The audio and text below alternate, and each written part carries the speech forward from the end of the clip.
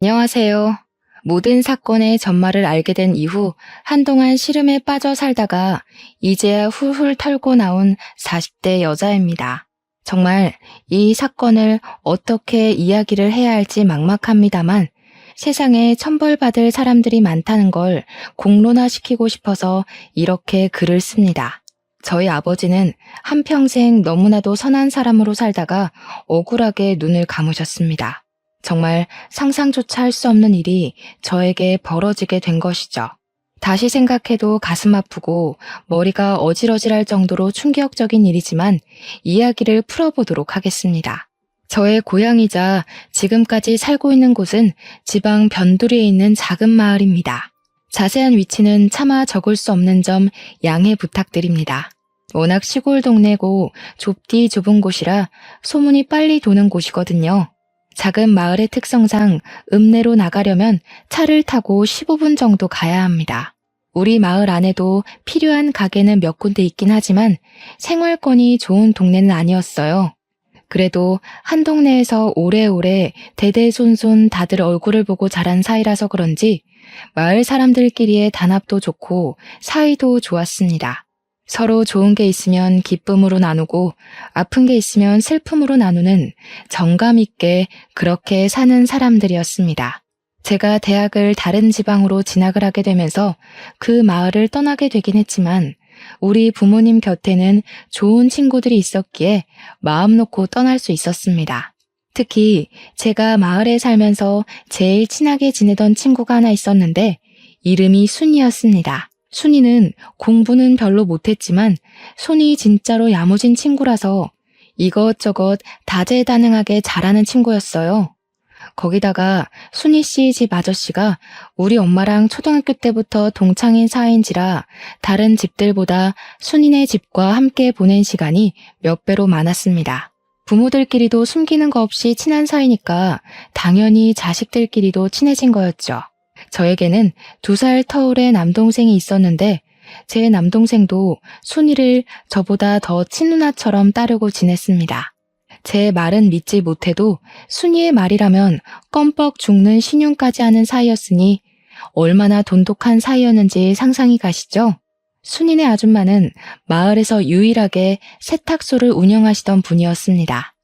사실 마을 사람들이 입는 옷이 다 고만고만해서 세탁을 맡길 일은 별로 없었는데 수선 솜씨가 정말 좋으셨어요. 다 해진 옷을 기워 새 옷처럼 만들어주시기도 했고 유행이 지난 옷을 리폼해서 다른 옷처럼 만들어주시기도 했습니다. 아줌마의 야무진 손을 순이가 그대로 물려받은 거였죠. 거기다가 순이네 아저씨는 동네 유일한 자동차 정비소를 운영하고 있었습니다. 변두리 마을이다 보니 마을 사람들 대부분이 농사를 지으면서 생계를 유지하고 있었거든요. 저희 집만 해도 과수원을 크게 운영하고 있었고요. 농기구 장비부터 시작해서 마을 필수품인 트럭까지 기계라면 못 고치는 게 없다고 하실 정도로 손이 빠르고 정확한 정비사였습니다. 과수원을 운영하던 저희 집은 순이네에게는 항상 무상으로 개일 과절들을 나눠주곤 했죠. 마을에서 가장 큰 땅을 가지고 있다고 소문이 난 우리 집인 만큼 농작물도 꽤 여러 종류를 재배했거든요. 어릴 때는 철마다 트럭을 타고 과일을 따러 다니는 게 재미있기도 했죠.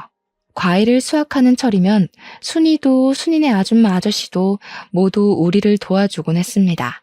그 좁은 시골 동네에서 타지로 대학을 가게 되면서 저는 마을과 조금 멀어지게 되었습니다. 다른 동네에 물을 먹게 되니까 그 시골 마을이 얼마나 좁디 좁았는지 실감이 나기도 했고요.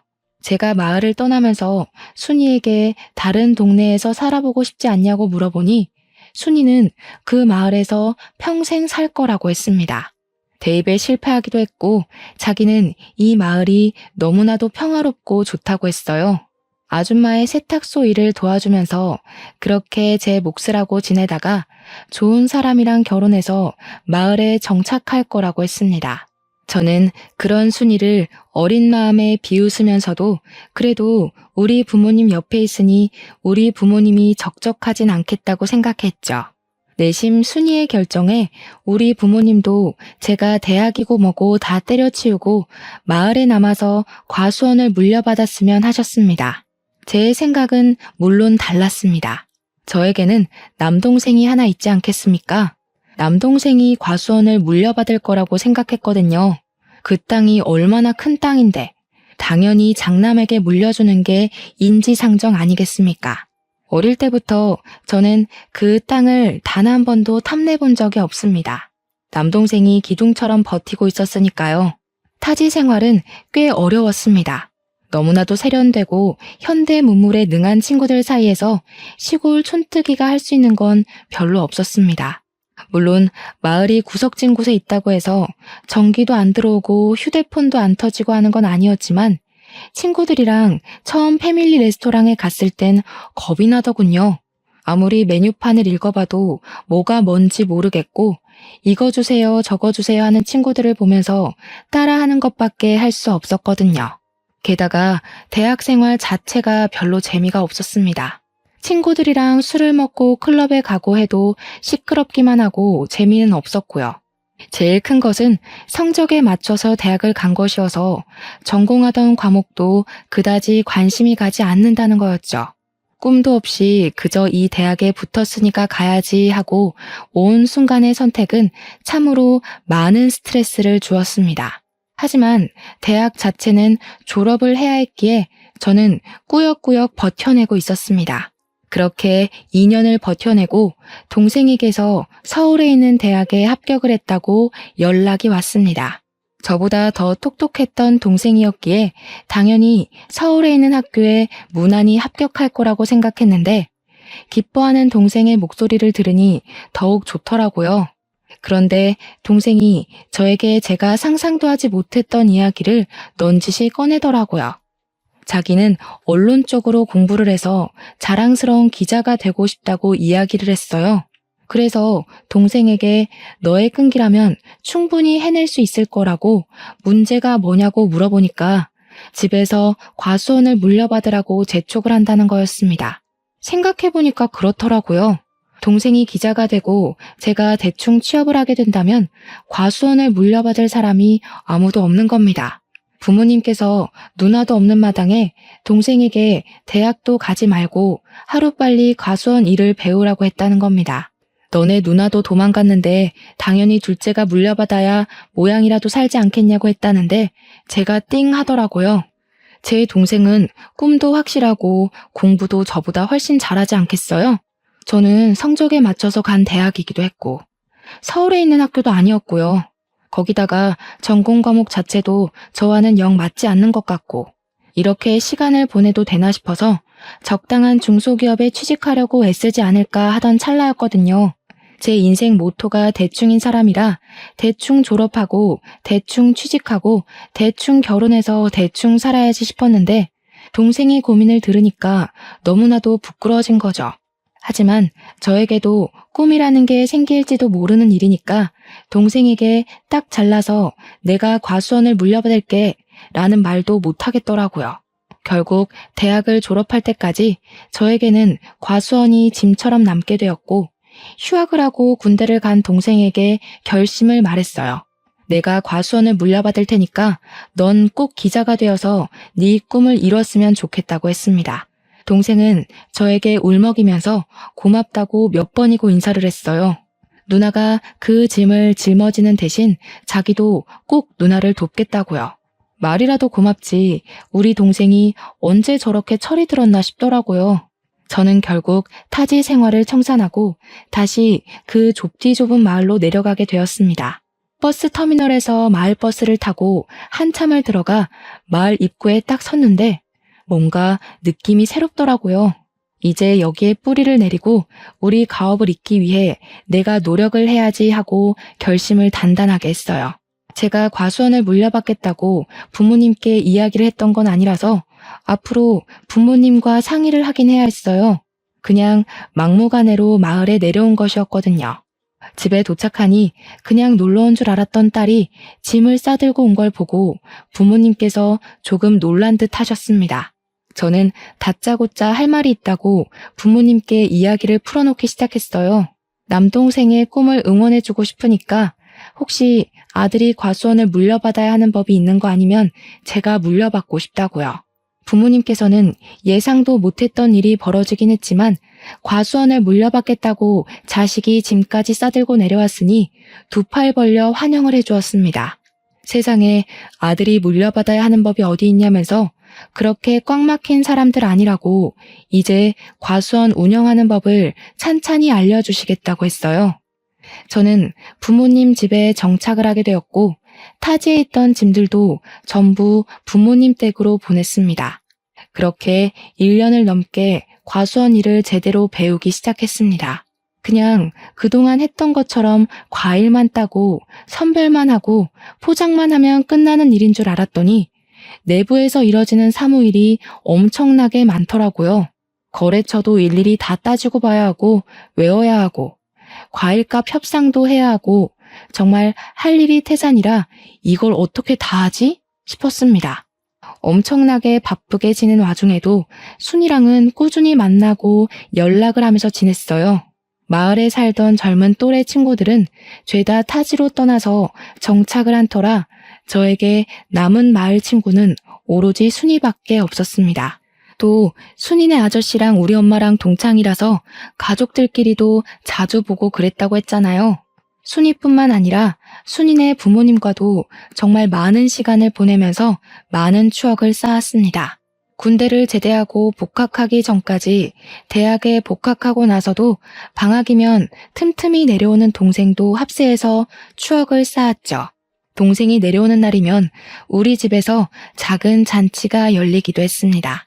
우리 동네가 배산임수로 유명한 동네이기도 했습니다. 변두리 산의 인근에 있는 마을이었는데 강이 굽이쳐 흐르는 곳이기도 했거든요. 공기도 좋고 물도 맑고 정말 요양하기 딱 좋은 그런 마을이라고나 할까요? 그래서인지 어릴 때 마을에 살던 분들도 나이 먹어서 다시 내려오고 하기도 했어요. 강에서 수영도 하고 산에서 솔방울도 줍고 했었는데 요 강이 또 낚시터로 상당히 유명한 장소였거든요. 저는 과수원 일을 하고 쉬는 날에는 낚시를 배워서 낚시를 다니기도 했습니다.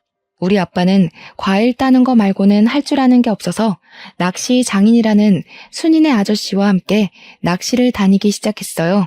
손맛을 한번 보면 절대로 잊을 수 없다는 아저씨의 말처럼 저도 낚시에 요령이 생기니까 이게 너무나도 재미가 있더라고요. 낚싯지가 움직일 때까지 고요하게 평화가 유지되는 그 시간이 정말 사색에 잠기기도 좋고 저의 지난 날을 돌아보기에도 너무 좋았습니다. 순이네 아저씨는 항상 순이는 낚시 몇 번 가보더니 재미없다고 안 간다고 한다면서 저한테 딱 너 같은 딸이 있었으면 좋겠다고 하셨죠. 저도 물론 비슷한 감정이 들었습니다. 우리 아빠는 저와 다르게 술도 전혀 못 드시고 이런 취미도 없으셨거든요. 오죽하면 제가 순이네 아저씨한테 술을 배웠다니까요. 아저씨랑 술 한 잔 걸치면서 낚시도 하고 라면 끓여 먹는 게 그렇게 재미있을 수가 없었어요. 제가 과수원 일을 하면서 받은 스트레스를 순이네 아저씨와 취미생활을 도모하면서 풀었으니 대단히 친한 사이였죠. 동생이 오는 날이면 고기 파티가 열리곤 했는데 순이네 아저씨가 또 바비큐 장비를 다 가지고 있었어요. 그래서 순이네 집에서 고기를 구워 먹고 술도 마시고 진짜 신이 나게 놀기도 했습니다. 우리 아빠가 순이네 아저씨한테 얼마나 고마워했는지 몰라요. 자식들을 친자식처럼 너무 잘 챙겨준다고요. 그러던 와중에 순이한테 선자리가 들어왔고 읍내에 사는 건실한 청년과 선을 보게 되었습니다. 마을에 계신 어르신이 주선한 선자리였는데 그 어르신이 평판이 별로 좋은 분은 아니라서 저희 가족도 꽤 걱정을 하긴 했어요. 그런데 발그레해진 뺨을 하고 돌아온 순이는 그 남자가 너무나도 마음에 든다고 했습니다. 평소 마을을 떠난 적 없던 순이가 아줌마 밑에서 세탁소 일 도우며 근근히 잡일하며 사는 게 마을 사람들도 걱정이 되었었나 봐요. 시집이라도 멀쩡하고 건실한 남자 붙잡아서 가는 게 좋은 거 아니겠냐고 주위에서도 잘 만났다고 칭찬을 해주었죠. 웬일로 그 괴팍한 노친네가 좋은 사람을 다 소개해줬냐고 잘 됐다고 한 소리씩 얹었어요. 상대방도 그렇고 순이도 그렇게 둘 다 첫눈에 뿅 간 건지 연애를 시작하더니 얼마 지나지 않아서 결혼까지 하겠다고 한 거죠. 우리 집 와서 연애하는 이야기를 해주는데 제가 너무너무 신기하더라고요. 어떻게 사람에게 첫눈에 반할 수 있지? 싶어서요. 저는 여태 그런 운명의 상대를 만나본 적도 없었고 첫사랑이라고 일컫는 그런 남자도 없었거든요. 혼자 짝사랑을 두어 번 해봤는데 상대가 저에게 관심 없는 걸 알자마자 자연스럽게 마음이 식더라고요. 아무튼 이런저런 이야기를 나누는데 우리 아빠가 옆에 슬쩍 오더니 우리 딸이 아무것도 모르는 철부지였구나 하시는 겁니다. 그러더니 첫사랑이란 게 무척 대단한 사랑이라고 하더라고요. 추억으로도 깊이 남는 거고 또 시간이 지나면 친구로도 남는 게 첫사랑이라고 하시는데 첫사랑이랑 무슨 친구를 하나 싶었죠. 세상에 그런 사람이 어디 있냐고 하니까 아빠가 껄껄 웃으면서 너네 엄마가 첫사랑이랑 친구하고 지내잖아 이러는 겁니다. 알고 보니까 순이네 아저씨가 우리 엄마의 첫사랑이라고 하더라고요. 제가 얼마나 놀랐는지 몰라요. 여기가 무슨 할리우드도 아니고 첫사랑이랑 같은 동네 살면서 허구한 날 자식들의 배우자까지 끼고 친구처럼 지낼 수 있나 싶었죠. 순이도 그 이야기는 처음 들었는지 무척 놀래더라고요. 아무튼 평생 마을을 떠나지 않을 거라고 이야기했던 순이가 결혼을 하고 읍내로 떠나게 되었습니다. 그게 제 나이 30살의 이야기네요. 제 동생은 착실하게 신문사에 취직해서 인턴을 하고 있었고 저는 과수원에 대해 대부분 모르는 게 없는 상태가 되었습니다. 순이는 시집가서 정말 행복하게 살고 있는 듯 했어요. 얼마나 마음이 행복했는지 모릅니다. 그러던 어느 날 늘 웃음꽃이 피어있던 순이의 얼굴에 그림자가 슬쩍 드리우기 시작했어요. 순이에게 무슨 일 있냐고 물어봤는데 아무 일도 없다고 하더라고요. 그래서 그냥 그런가 보다 했죠. 그렇게 속절없이 시간이 흐르고 구정이 되어서 순이가 친정집을 찾아왔는데 남편이랑 같이 오질 않았더라고요. 제가 슬쩍 남편은 어디 가고 순이 너만 왔어? 하고 물어보니까 남편이 일이 바빠서 같이 못 왔다고 하는데 표정이 좀 울상이더라고요. 표정이 영 안 좋으니까 친구로서 걱정도 되고 왜 그렇게 안색이 별로냐고 물어봤죠. 결혼한 지 1년밖에 지나지 않았는데 벌써부터 권태기가 찾아온 거야? 하면서 너스레를 떨었어요. 그랬더니 그냥 조용히 웃고 말더라고요. 그래서 혹시 너 임신해서 컨디션이 안 좋은 거 아니냐고 물어봤죠. 순이가 한숨을 푹 쉬면서 아니라고 임신을 해야 하는데 잘 안 돼서 스트레스라고 하더라고요. 시댁에서 손주를 빨리 낳으라고 닥달하는 듯 했어요. 참 대한민국의 꼬장꼬장한 시어머니들이란 위로는 해야겠다. 저도 잘 모르는 부분이니까 그냥 말로만 이야기를 해줄 수밖에 없었죠. 너무 스트레스 받으면 임신에 영향을 끼친다더라. 마음 편하게 먹고 기다리면 찾아오지 않겠냐. 이런 말들이요. 그렇게 몇 개월이 더 지난 어느 날 순이에게서 드디어 임신을 했다는 소식이 전해져 왔습니다. 순이네 부모님도 얼마나 신나하던지 막 먹을 거 바리바리 싸들고 입덧으로 고생한다는 딸 보러 읍내에 가더라고요. 몇 주가 흐르고 안정기가 찾아온 것 같다고 아이 성별이 딸이라는 소식을 들었어요. 그 전주까지 과수원 수학철이라 제가 무척이나 바빠서 순이를 보러 읍내에 한 번도 가지 못했었거든요. 이참에 아기 옷이나 한 벌 사서 순이한테 선물로 줘야겠다 싶었죠. 이왕이면 서프라이즈로 해주면 어떨까 싶기도 했어요.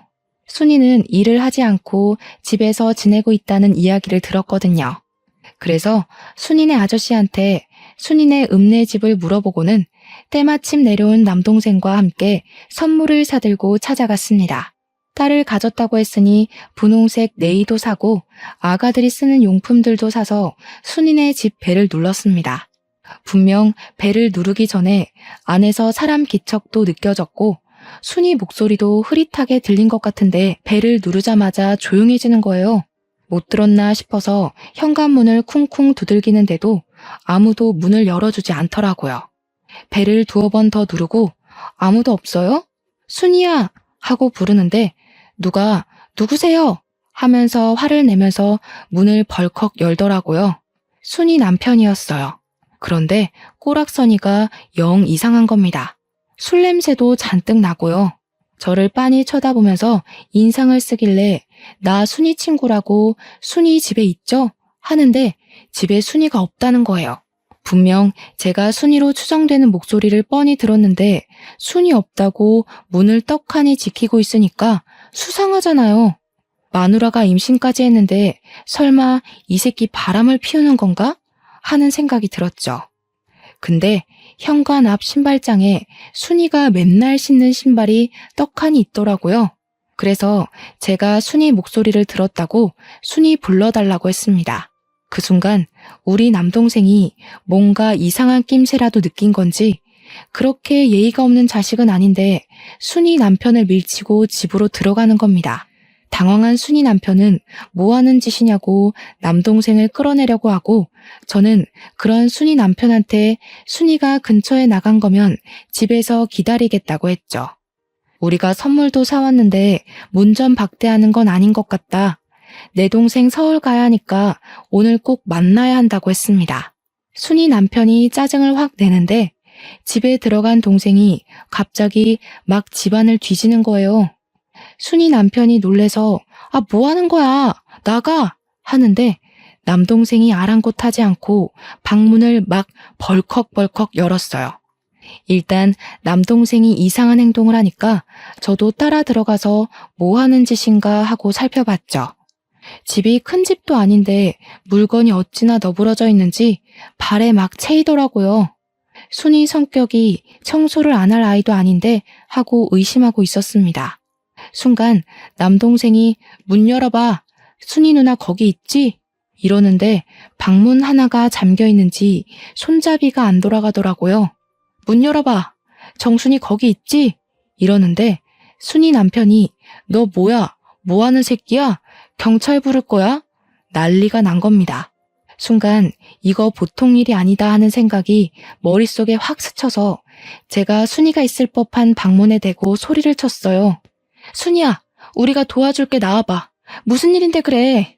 그 순간 순이가 문을 열고 나오는데 저랑 남동생은 까무러치는 줄 알았습니다. 순이가 코피를 줄줄 쏟아내는 채로 머리까지 잔뜩 헝클어진 상태로 울면서 나오더라고요. 제가 너무 놀라서 순이야 하고 순이에게 달려갔는데 순간 남동생이 순이 남편 멱살을 떡하니 잡더라고요.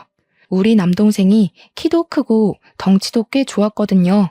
키도 작고 몸집도 호리호리한 순이 남편은 우리 동생에게 멱살이 잡힌 채로 대롱대롱 매달렸어요.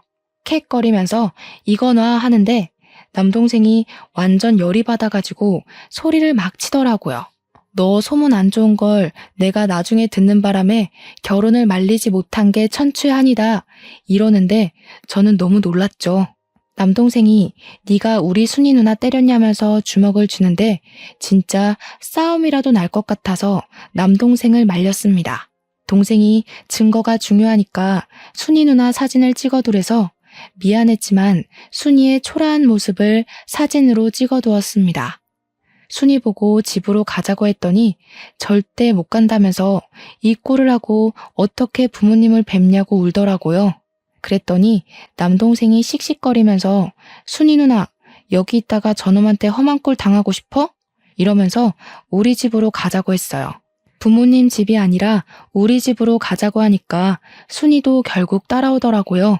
우리 집으로 돌아와서 순이의 꼬락서니를 본 부모님은 억장이 무너진 사람처럼 목덜미를 잡으셨습니다.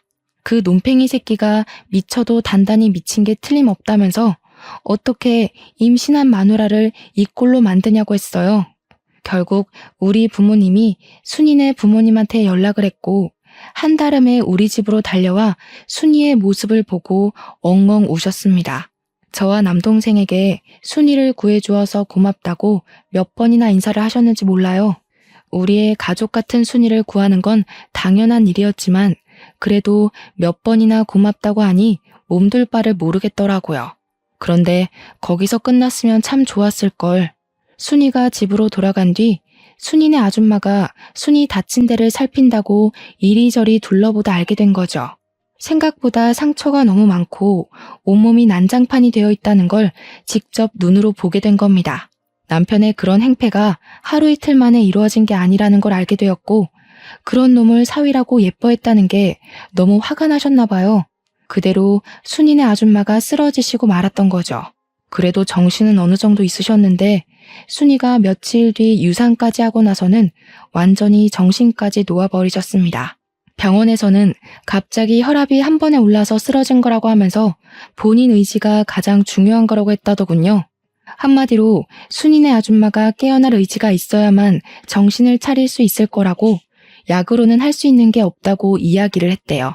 그렇게 순이네 아줌마가 쓰러져서 병원 신세를 지게 되니까 순이도 순이네 아저씨도 병원을 계속 들락날락하게 된 거죠. 근데 그때가 또 수학을 마친 과일을 선별해서 경매에 내놔야 하는 시기였거든요. 제가 하루 종일 바쁘게 일에 매진해야 하는 시기라서 정말 정신이 하나도 없는 상태였어요. 우리 아빠도 저와 같이 과일 선별하고 경매 준비하느라 정신이 없었고, 유일하게 여유가 있는 엄마가 순이네를 챙기기 시작했습니다. 순이네 아줌마가 정신을 못 차리고 있으니까 우리 엄마가 직접 순이네의 반찬을 챙겨서 가져다 주고 하셨어요. 순이는 순이네 아줌마 병실에서 먹고 자고 하고 있었는데, 아저씨는 정비소 일을 언제까지고 미룰 수가 없으니까 일을 하셔야 했거든요. 거기다가 하루 입원비도 어마어마하게 비싸다면서 일을 해야 병원비도 감당할 수 있다고 했어요. 처음에는 엄마가 일주일에 한 번씩 가서 반찬만 후딱 전해주고 오시더니 시간이 지날수록 점점 방문 횟수가 늘더라고요. 오죽하면 아빠가 뭘 그렇게 열심히 챙기냐고 첫사랑은 이길 수 없는 거냐며 농담을 던지시기도 했습니다. 그때마다 엄마는 한 동네에서 평생을 보고 자란 친구인데 이 정도는 해줘야 하는 거 아니냐고 실없는 소리 하지 말라고 했죠. 일주일에 한 번씩 반찬만 주고 오던 게 어느 날부터는 청소도 해주고 살림도 봐주시더라고요. 남자 혼자 살아본 적 없는 티를 팍팍 낸다고, 저러다가 홀압이 되면 어쩌려고 저러는지 모르겠다고 하시면서요. 나중에는 우리 집에 있는 시간보다 순이네 가 있는 시간이 더 많은 듯 했습니다. 문제는 더 있었어요. 순이 남편이 순이를 병원까지 찾아와서 난동을 부리게 된 겁니다. 결국 병원에서 폐악질을 하다 경찰까지 출동을 했고, 순이가 급하게 경찰서에 조사를 받으러 가게 된 것이었어요. 순이네 아저씨는 정비를 하느라 움직일 수가 없었고, 순이네 아줌마 병실을 지킬 사람이 필요해진 거죠. 몇 시간만 돌보면 되는 거라 간병인을 하루치 급하게 구할 수도 없는 상황이어서 아빠가 엄마 보고 좀 다녀오라고 했죠. 이웃 간의 정이 얼마나 깊은 건지 아냐고 누누이 말했던 우리 엄마가 순이네 아줌마 병실에 가라고 했더니 버럭 하시더라고요. 내가 거길 왜 가? 원래 순이 엄마랑은 친하지도 않았어. 이러면서 저보고 가라는 겁니다. 경매 준비로 잠잘 시간이 모자랄 정도인데 거기다가 순이네 집에 그렇게 허구한 날 가놓고는 순이네 아줌마랑 안 친하다는 건 뭔지. 아무튼 순이가 금방 병실로 돌아갈 수 있어서 다행이었지, 아니었으면 면도 못 세울 뻔했습니다. 그리고 얼마 안 있어서 결국 순이네 아줌마는 영영 하늘나라로 떠나고 말았어요. 장례를 치르는데 우리 아빠도 그간 나눈 정이 있어서 그런지 막 엉엉 우시더라고요. 순이네 아저씨도 같이 엉엉 울면서 두 분이 세상 떠나가라 슬퍼하셨어요.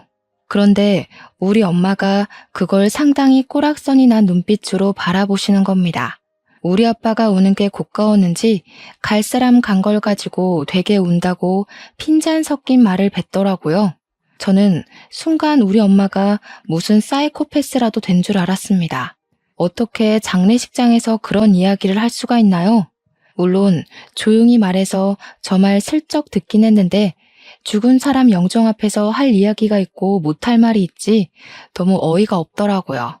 그 와중에도 순이네 아저씨랑 아빠랑 술에 취해서 바닥에서 자고 있으니까 담요는 또 덮어주더라고요. 우리 엄마가 갱년기라 예민한가 싶었죠.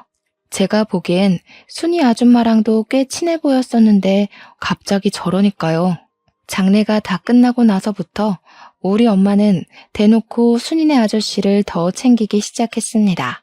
우리 아빠가 오죽하면 엄마한테 마더 테레사라고 별명을 지어주기도 했다니까요. 우리 아빠가 허락한 일이고 자주 챙겨야 덜 외롭지 않겠냐고 하신 터라 그러려니 하긴 했지만 솔직히 남복이 좀 무섭더라고요. 혹여라도 이상한 소문이라도 나는 건 아닌가 걱정이 되기도 했어요. 그래도 한 이웃으로 살았던 정이 있으니까 저도 모른 척하기도 좀 그렇고 복잡한 감정이 들었죠. 순이도 결국 남편과 이혼을 하고 아이의 집으로 돌아와서 순이네 아줌마가 운영하던 세탁소를 물려받아서 일을 시작했어요. 근데 이상하죠? 순이가 돌아왔으니까 더 이상 우리 엄마가 순이네 아저씨를 챙길 이유가 없는 거나 마찬가지 아니겠어요? 발길이 조금 뜸해지긴 했지만 그래도 일주일에 한 번씩 반찬을 주러 가더라고요.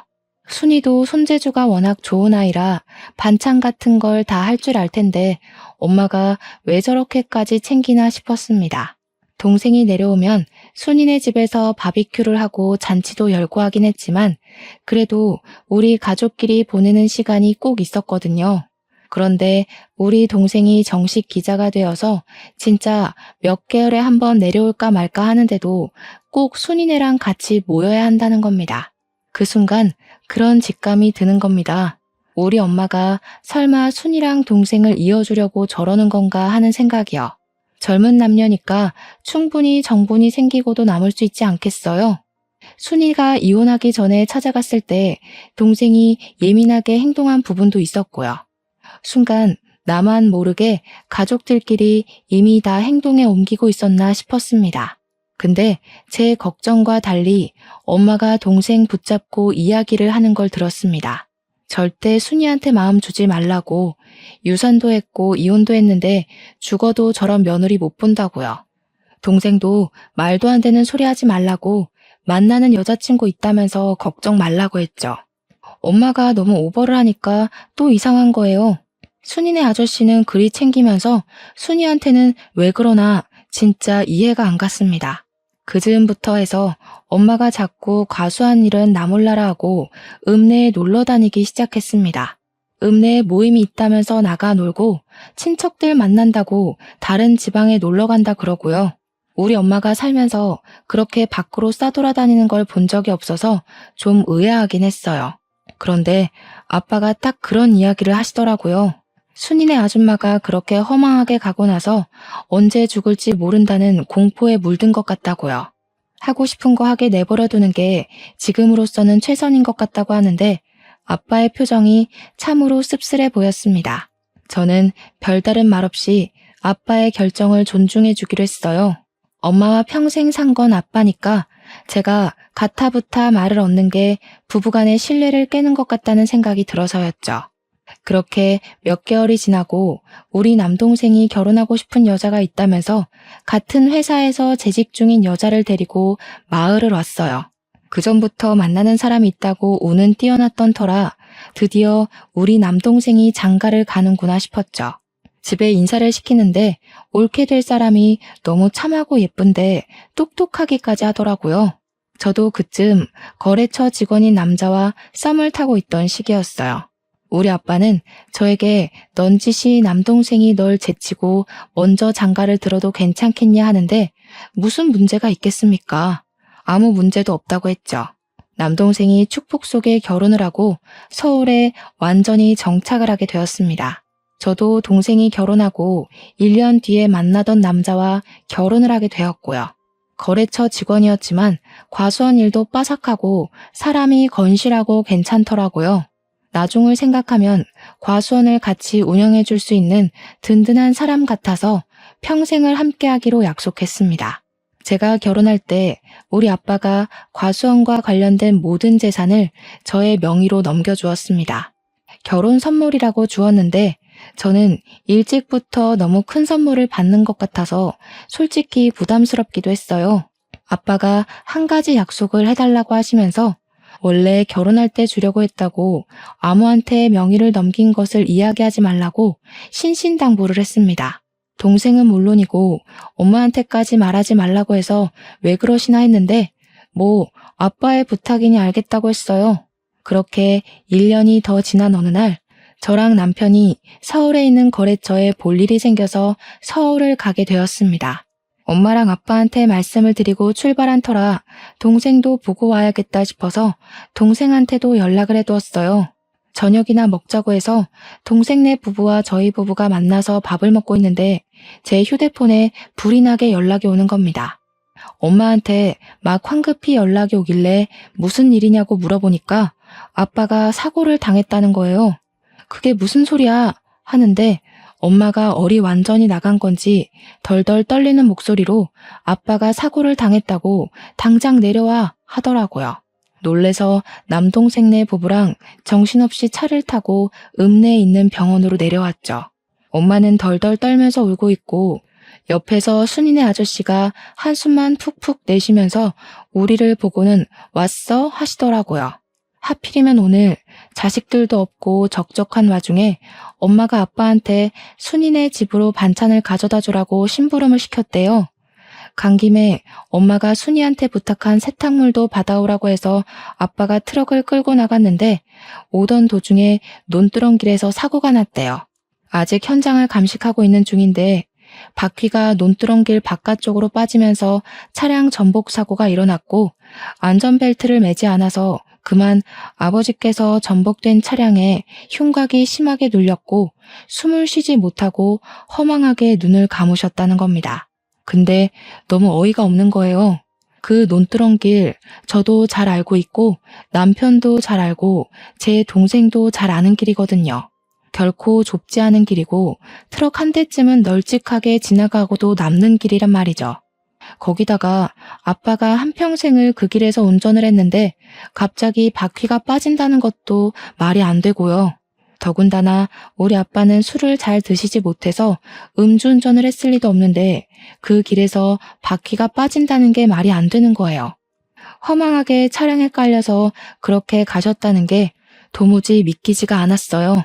경찰 측에서 운전 미숙으로 난 사고 같다고 하는데 올케가 그러더라고요. 평소에 그 길을 자주 다녔다고 하지 않으셨냐고. 뭔가 이상하니까 부검을 해보는 게 좋지 않겠냐고요. 그런데 엄마가 버럭 소리를 지르면서 남편 부검하는 거 절대 반대라고 하는 겁니다. 보통 같으면 원인을 확실하게 밝히기 위해서라도 부검을 해야 하는 거 아니겠어요? 제가 올케 말에 동의하면서 부검을 하겠다고 했어요. 우리 남동생도 미심쩍다며 부검하자고 했고요. 올케가 차량 조사는 한 거냐고 물어보니까 경찰이 현장 조사만 했다고 우물쭈물 이야기하길래 기자 명함을 떡하니 건네면서 정확하게 조사를 해달라고 하더라고요. 엄마는 한 동네에서 무슨 소문이 날 줄 알고 그런 짓까지 하냐고 했지만 올케가 딱 잘라서 차량 조사까지 부탁드린다고 했죠. 엄마가 계속 딴죽을 거는데 제가 아빠가 억울하게 가셨으면 조사를 해야지 하고 소리를 쳤어요. 순이네 아저씨도 소문 이상하게 날 수 있다면서 적당히 넘어가자고 하는데 이상하잖아요. 수사가 시작되고 부검 결과 혈중 알코올 농도가 0.1% 측정된 결과가 나왔습니다. 한마디로 거의 만취 수준이라는 건데 그 상태에서 아빠가 운전대를 잡았다는 게 이상했어요. 거기다가 차량 수사 과정에서 브레이크를 조정하는 라이닝에 문제가 있었다는 것까지 밝혀진 거죠. 브레이크가 말을 듣지 않게 조작이 되어 있었다는 겁니다. 아무리 서행을 했어도 멈추질 않으니까 핸들을 이리저리 틀었을 테고 거기다가 음주 상태였으니까요. 사고가 날 수밖에 없었던 거죠. 그러니까 엄마와 순이네 아저씨가 미친 듯이 수상하더라고요. 그래서 따로 붙잡고 물어봤더니 둘 다 회피하는 듯한 발언을 하는 거예요. 아저씨는 엄마한테 물어봐라. 엄마는 아저씨한테 물어봐라. 둘 다 서로 술을 먹은 걸 본 적이 없다고 발뺌을 하고 있었습니다. 그래서 결국은 삼자대면을 했고 서로에게 떠밀고 있었던 상황을 이야기하니까 경찰서 앞에서 둘이 싸우기 시작하는 겁니다. 경찰 조사까지 시작된 마당에 발등에 불이 떨어진 거죠.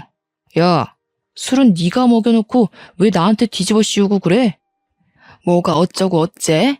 네가 브레이크 망가뜨려 놓고 나한테 왜 그래? 하면서 둘이 머리채 쥐어잡고 싸우는데 우리 부부 남동생네 부부 할 거 없이 기함을 토했죠. 결국 경찰이 개입을 했고 사건의 전말을 들을 수 있었습니다.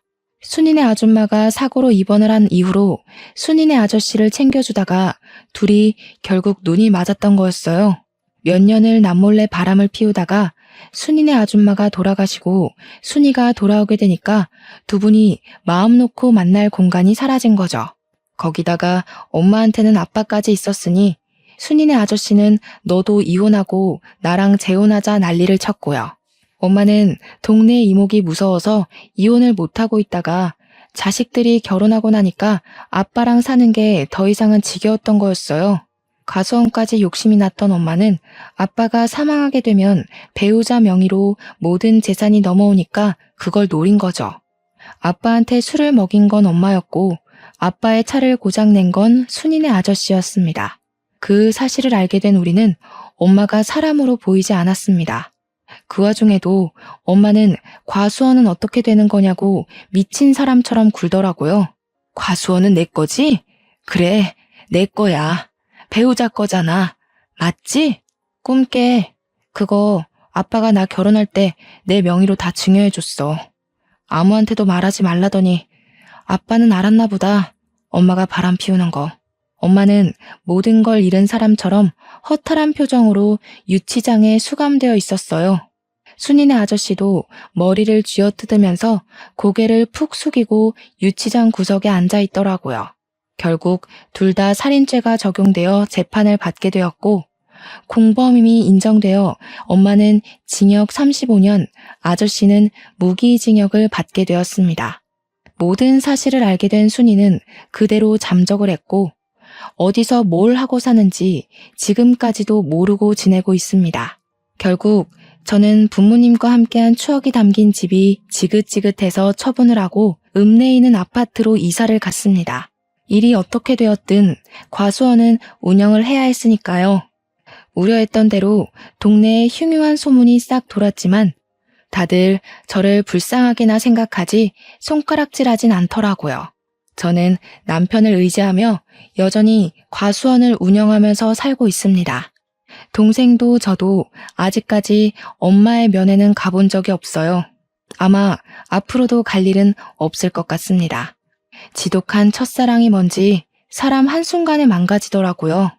저는 그런 삶은 살지 않을 겁니다. 제 결심이 평생 가길 기도하며 제 사연은 여기서 멈추도록 하겠습니다. 감사합니다.